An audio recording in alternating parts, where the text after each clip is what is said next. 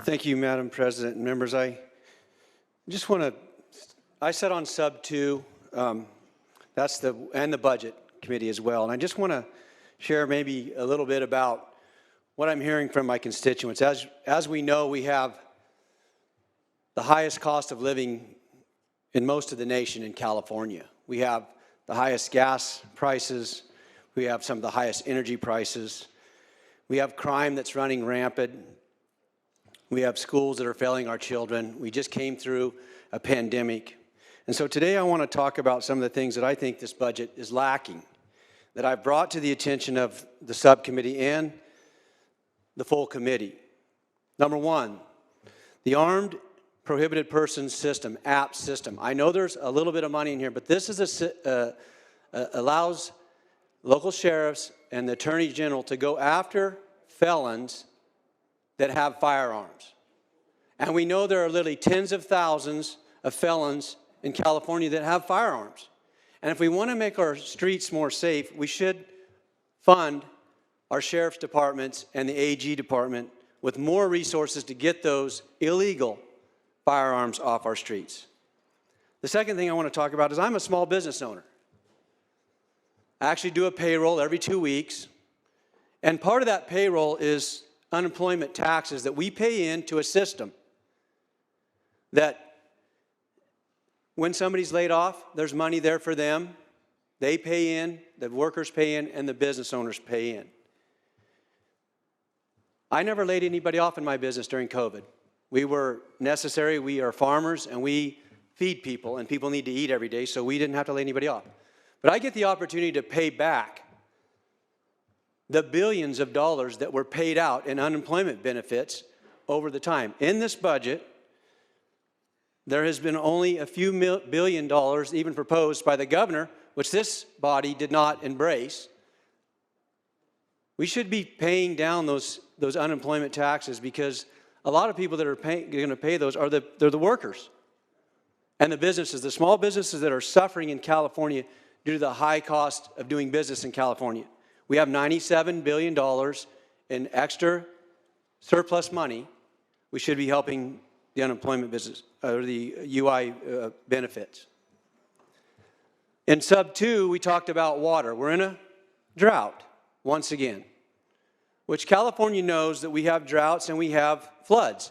If you recall, 2017 and 2018 was the wettest years on history since we've been recording moisture in California. The Oroville Dam spillway broke. We all remember that. How are we going to sustain through the next generations if we don't build more water storage? Now, the proposal by the sub 2 was to buy water rights, senior water rights in California. That's the proposal. It was a one-party put forth idea that we were going to spend around $1.5 billion buying water rights. That means the government will own the water in perpetuity forever.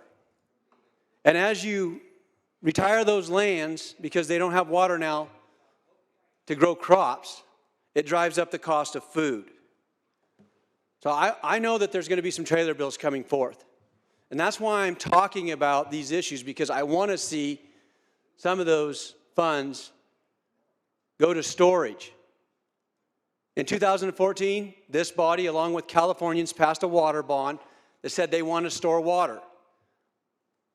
6 years ago, we have not turned one shovel full of dirt to build Sites Reservoir, which would create about 1 million acre-feet of water, which is good for the Delta, it's good for the environment, and it's good for people who want to build homes in California.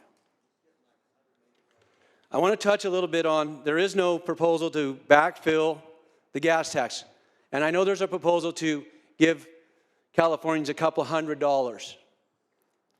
But by reducing the gas tax, what does that do?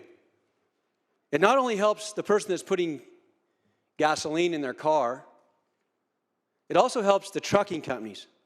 I personally own a trucking company. In the last 2.5 months, for every truck I own, semi-truck, it's $300 a day just in fuel cost. $300 a day. Now, I have to pass that on to somebody. Who am I passing that on to? Your constituents who buy a gallon of milk and a loaf of bread, a 2x4, a garden hose, you name it. Everything that you need to survive in life is moved to you on trucks. So if you drive down the cost of gas by dropping the gas tax, you actually help drive down the cost of a loaf of bread. At the same time, drop down the cost of gasoline going into your personal car. So I think we should reevaluate what the tax system looks like on fuel, because if you really want to across the board help everybody, you will drop the fuel tax.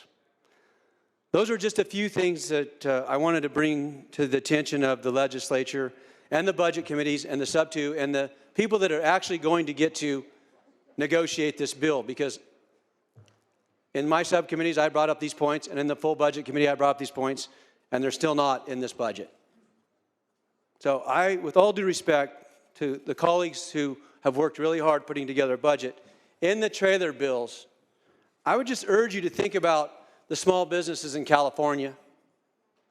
I'd ask you to think about the people who provide the services to your constituents, the truck driver, the farmer, the waitress, the mechanic. Those are people who are suffering in California. We have a lot of money, and we have a lot of tools at our dispense to actually help them survive.